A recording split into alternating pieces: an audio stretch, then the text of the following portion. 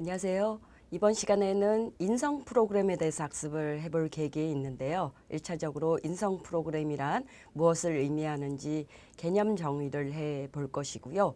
영유아들 대상으로 인성 프로그램의 교육을 해야 되는 필요성이 무엇인지를 살펴볼 것입니다. 그리고 또한 인성 프로그램을 계획하는 데 있어서 필요한 사항이라든가 혹은 고려해야 될 사항에 대해서 살펴볼 것이고, 어린이집 현장에서 실제로 인성 프로그램을 운영하고 있는 사례에 대해서 알아볼 계획이 있습니다. 자, 그러면 먼저 인성 프로그램의 개념과 필요성에 대해서 한번 알아보도록 할까요? 1차적으로 인성이란 무엇을 의미하는지, 인성이라는 그런 정의를 먼저 알아보아야 되겠죠. 인성이다라고 할 경우에는 개개인만의 생활 스타일, 라이프 스타일이 바로 인성이다라고 할 수 있는데요.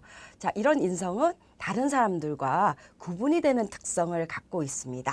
그러면서도 한 사람에게 지속적이면서도 일관된 독특한 심리라든가 일관되면서도 지속적인 행동 양식이 바로 인성이다라고 할 수가 있겠죠. 자, 다시 또 구체적으로 말씀을 드리면 인성이라는 것은 인간의 내적인 동기라든가 혹은 인간의 내적인 욕구, 이런 것들을 표현하는 데 있어서 개개인별로 조절하거나 또 제한하거나 하는 내외적인 통제 간의 화해가 바로 인성이다라고 할 수가 있겠습니다. 자, 이런 인성은요, 개인과 그 개인을 둘러싼 환경 간의 안정적이면서도 호혜적인, 상호 호혜적인 그런 관계를 유지하기 위해서는 인성이 반드시 필요하다라고 할 수가 있겠습니다.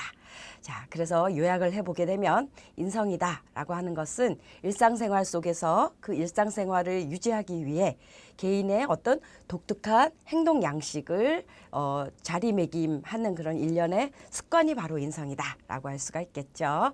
그래서 이런 인성교육이다라고 하는 것은 우리 영유아들의 자기의 생활 스타일을 올바른 스타일로 구축하기 위해서, 그러면서도 다른 사람과는 구분이 되지만 지속적이고 일관적인 그런 바른 행동에 대한 또 바른 그런 심리 상태를 길러주기 위한 교육이 바로 인성교육이다라고 할 수 있겠습니다. 자, 그래서 인성교육을 해야 될 필요성, 여기 제시가 되어져 있는데요. 영유아를 대상으로 인성교육을 실시함으로 인해서 영유아가 올바른 생활 습관을 형성하도록 도와주어야 되겠죠. 이것이 바로 영유아가 이 세상을 살아가는 데 있어서 원만한 인간관계를 형성하게 되고 또 원만한 일상생활 유지가 가능해지기 때문인 것이죠. 인성교육진흥법이다라는 것이 우리나라의 법률 중에 하나에 해당이 되는데요. 이 법은 2014년 12월에 국회를 통과했고요. 인성을 국민의 의무로 규정한 세계 최초의 법안이 바로 인성교육진흥법이다라고 볼 수 있겠습니다.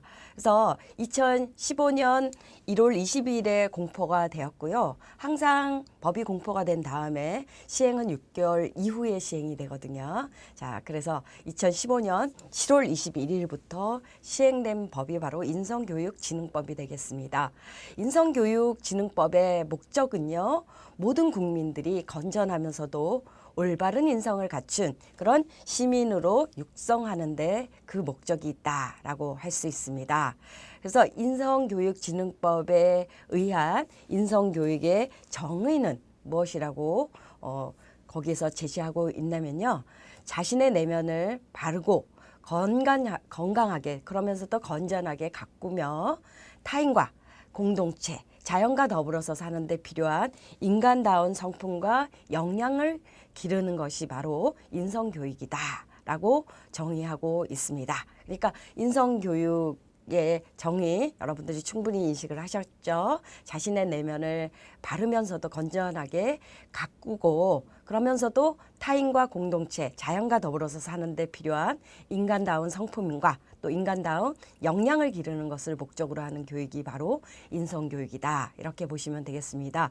즉, 영유아를 대상으로 인성